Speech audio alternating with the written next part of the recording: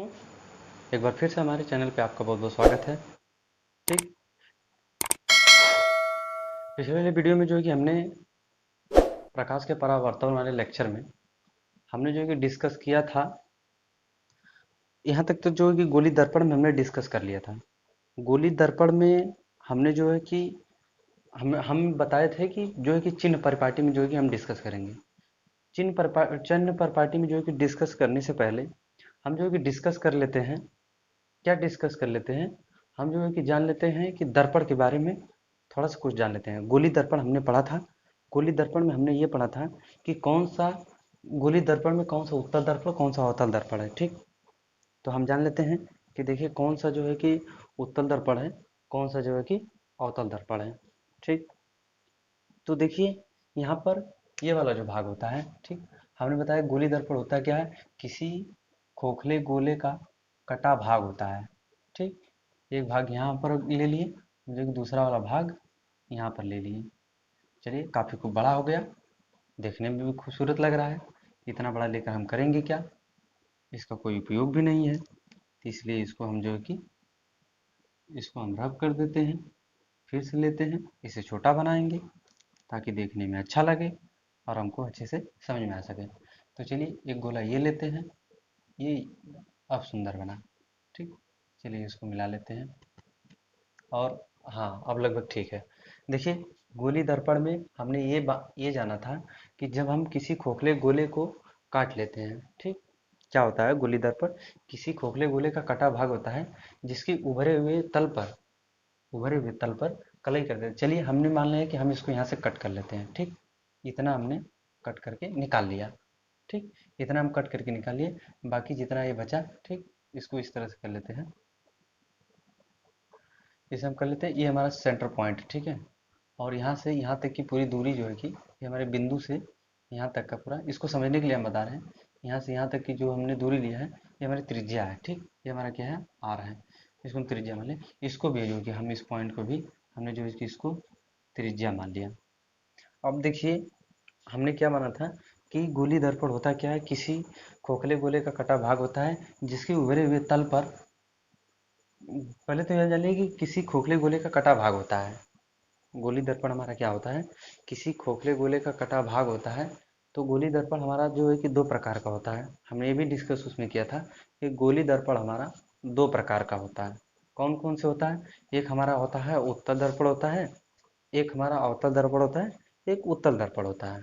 ठीक, तो देखिए उत्तल और अवतल दर्पण जो है कि बनते कैसे हैं। ठीक, देखिए अवतल दर्पण ये हमारा क्या है? अवतल दर्पण है। ठीक, ये हमारा अवतल दर्पण है।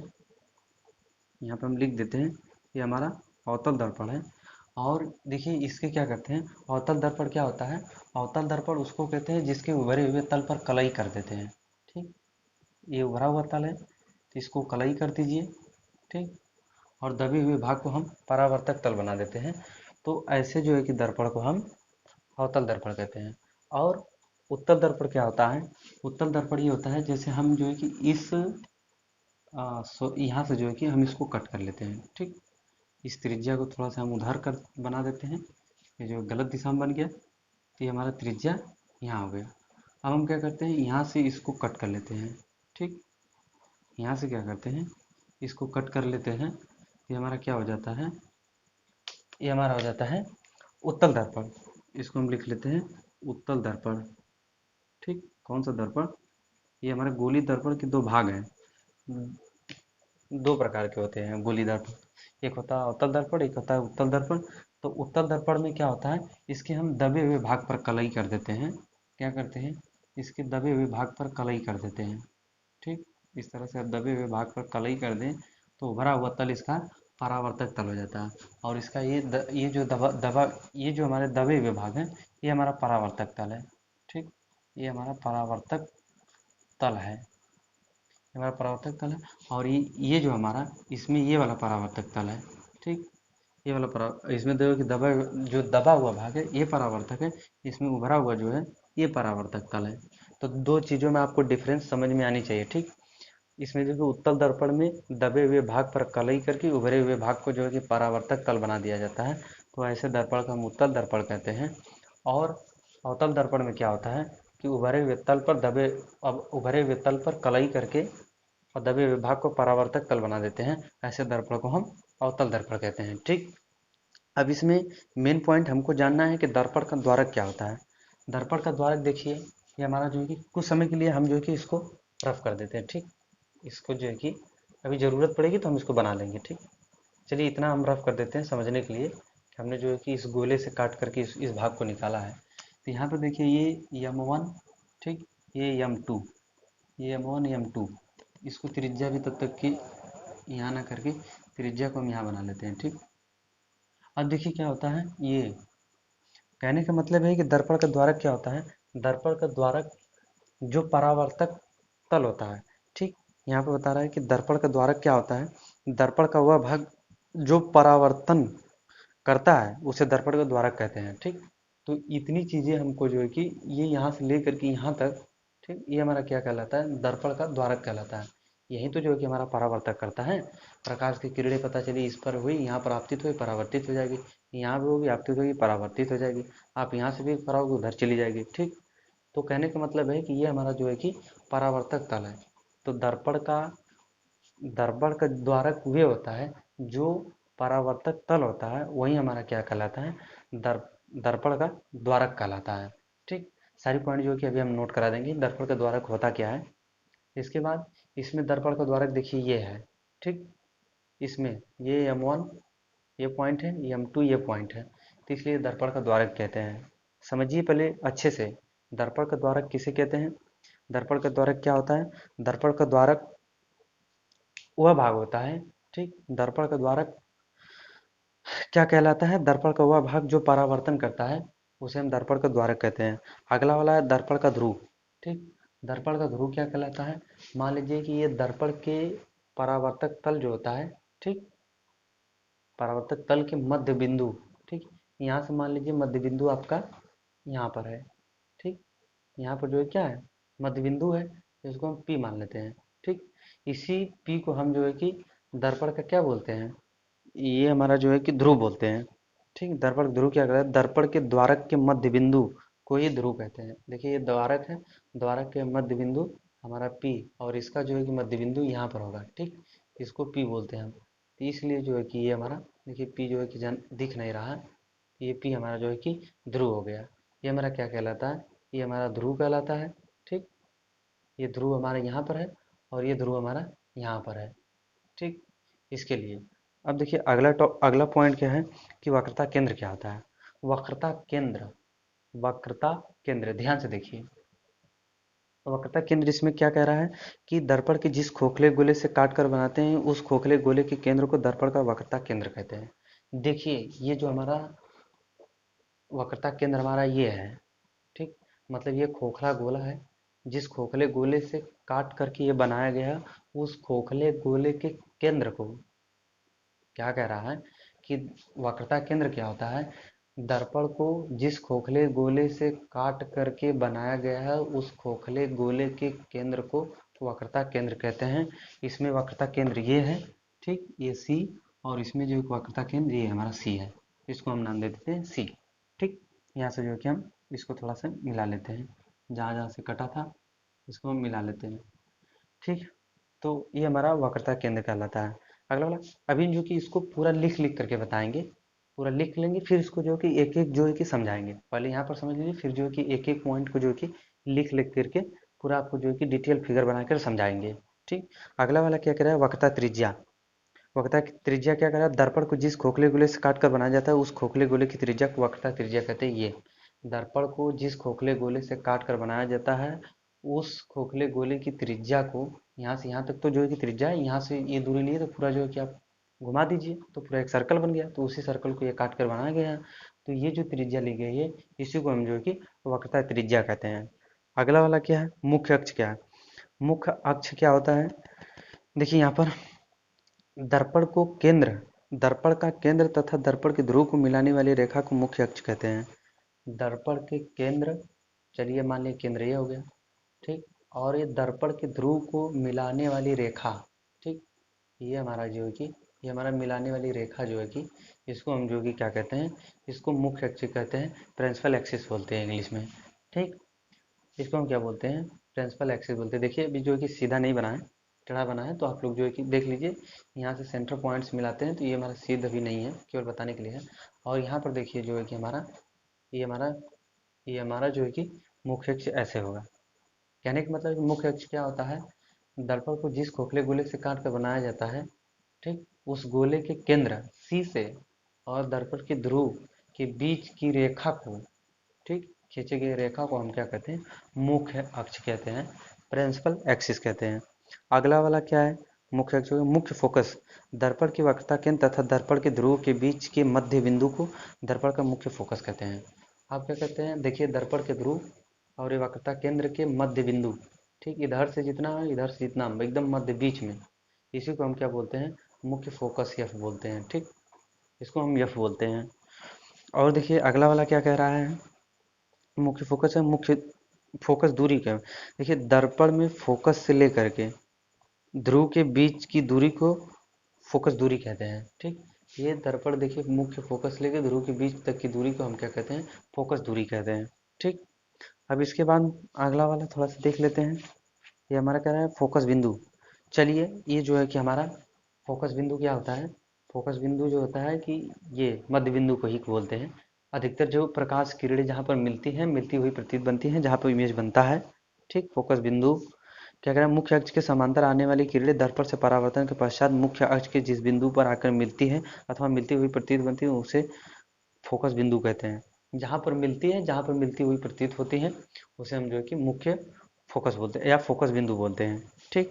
चलिए जो कि अब हम एक एक इसमें जो है कि डिटेल जो है कि समझ लेते हैं कि कौन से सारी चीज़ें कहाँ कहाँ पर है, एक एक चीज़ जो है कि लिख लिख करके बता रहे हैं, ठीक। देखिए हम आपके लिए इतना मेहनत कर रहे हैं तो आपका दायित्व बनता है कि हमारे चैनल को सब्सक्राइब जरूर कीजिएगा, वीडियो को हमें लाइक कीजिए, लाइक करके हमें मोटिवेट कीजिएगा, ताकि जो कि हम और अच्छे से अच्छे जो है कि कंटेंट आपको प्रोवाइड कर सकें, ठीक। इतना आप अगर आप अपने जो है कि कर्तव्य मान के करते हैं तो हमारा जो है कि हमारा भी हौसला बुलंद होगा, ताकि आप लोग आपके लिए अच्छे से अच्छे करें। अभी जो कि आपके लिए मैं एक एक यहाँ पर जो है कि एक एक चीज़ जो है कि एकदम डिटेल, एकदम बारीकी से, एकदम लिख लिख करके बताएंगे, आपको समझा समझा करके बताएंगे, ताकि जो कि आपको अच्छे से समझ में आए, ठीक, ताकि इस प्रकाश के परावर्तन में दोबारा आपको परावर्तन ना होना पड़े, ठीक। रेड डायग्राम में आपको रेड डायग्राम बनाना सिखा देंगे। आपकी जो 6 विधियां हैं, 3 अवतल में है, 3 जो है कि उत्तल दर्पण में है, ठीक। तो आपको 6 जो स्थितियां, जो 6 सिचुएशन बन रहे हैं, वो 6 सिचुएशन जो कि आपके माइंड में फिक्स कर देंगे। चलिए जो कि इसको रफ कर देते हैं, फिर जो कि एक एक चीज़ जो है कि लिख के बता रहे हैं कि जो है कि दर्पण का जो है कि द्वारक कैसा होता है, सारी चीज़ें एक एक दर्पण द्वारक, मुख्य, फोकस बिंदु, वक्रता त्रिज्या, जो कि वक्रता केंद्र, ध्रुव, फोकस दूरी, ये सब सारी चीज़ें जो कि एक एक लिख करके एक फिगर जो कि एक एक फिगर जो कि बना करके आपको समझा रहे हैं, ठीक। चलिए इसको रफ कर देते हैं। चलिए जो कि आपको डिटेल हम बता रहे हैं कि हमने जाना क्या था, हमने जाना ये था, बता रहे हैं अभी क्या जाना था। चलिए जान लेते हैं दर्पण का द्वारक। देखिए यहाँ पे लिख लेते हैं दर्पण का द्वारक। चलिए जो कि थोड़ा सा मार्कर बदल देते हैं, अगर दिखेगा ठीक है, नहीं दिखेगा तो जो है कि आप लोग कॉम्प्रोमाइज़ कीजिएगा। दर्पण का द्वारक, यहाँ देखिए थोड़ा सा मिस्टेक हो गया, यहाँ पे लिखना है दर्पण का द्वारक, यहाँ लिखना क्या है, दर्पण, ठीक, दर्पण का द्वारक, द्वारक। देखिए इस वीडियो को पास करके हम जो है कि इसको जो है कि अभी नोट डाउन कर ले रहे हैं, फिर इसके बाद जो है कि हम बता रहे हैं। थोड़ा सा लिखने में समय लगता है तो वीडियो ज़्यादा लंबी हो जाती है, इसलिए जो कि हम वीडियो को पास करके इसको अब जो कि बता रहे हैं। देखिए सर जो है कि दिख नहीं रहा है, जो कि अब हम देख लेते हैं कि दर्पण का द्वारक किसे कहते हैं, ठीक। मार्कर ये लिए हमारे कंफर्ट है। तो देखिए कह रहा है कि दर्पण का द्वारक, ठीक, दर्पण का द्वारक किसे कहते हैं, दर्पण का वह भाग जो परावर्तन करता है, दर्पण का द्वारक कहलाता है।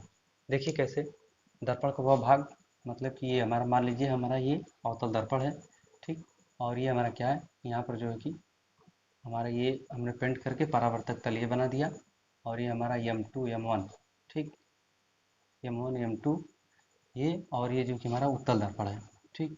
इसके हमने जो है कि दबे हुए भाग पर कलाई करके उभरे हुए भाग को जो है कि परावर्तक तल बना दिया, तो M1 ये M2, तो ये हमारा क्या कहलाता है, ये जो हमारा है, ठीक।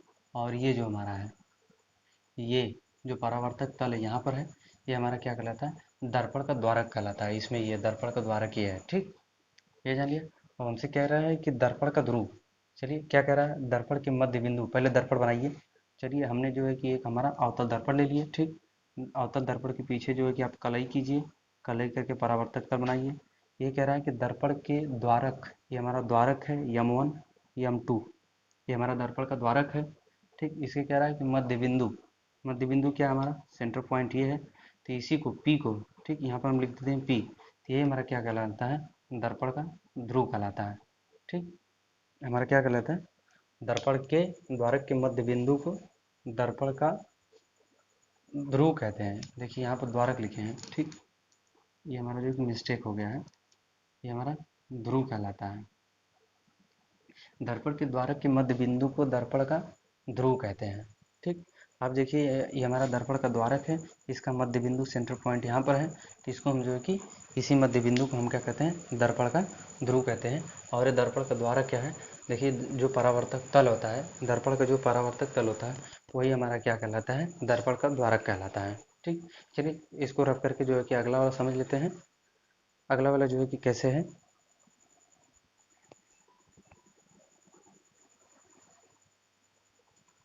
चलिए थोड़ा सा यहाँ पे देख लेते हैं कि वक्रता केंद्र, ठीक। वक्रता केंद्र क्या होता है, तो देखिए वक्रता केंद्र क्या होता है, दर्पण के जिस खोखले गोले से काट कर बनाते हैं, कौन सा गोला, चलिए हम मान लेते हैं हमारा गोला है, ठीक। इसको हम क्या करें, दर्पण को जिस गोले से काट कर बनाते हैं, उस खोखले गोले के केंद्र को, ठीक, ये हमारा देखिए केंद्र है। और हमने जो है कि यहाँ पर जो है कि इसको कट करके बनाया था, ठीक। यहाँ पर इसको उसको हम सभी को कट कर लेते हैं। तो ये हमारा जो है कि इसी को हम जो कि वक्रता केंद्र कहते हैं। ये हमारा जो है कि दर्पण है, ठीक। ये हमारा क्या है, ये हमारा दर्पण है। तो ये हमारा देखिए इसमें जो है कि हमारा ये हो गया दर्पण, ठीक। और यहाँ से जो है कि हम मान लेते हैं, ये हमारा जो है कि यहाँ से जो है कि हमारा ये वक्रता केंद्र हो गया। और इसमें जो है कि,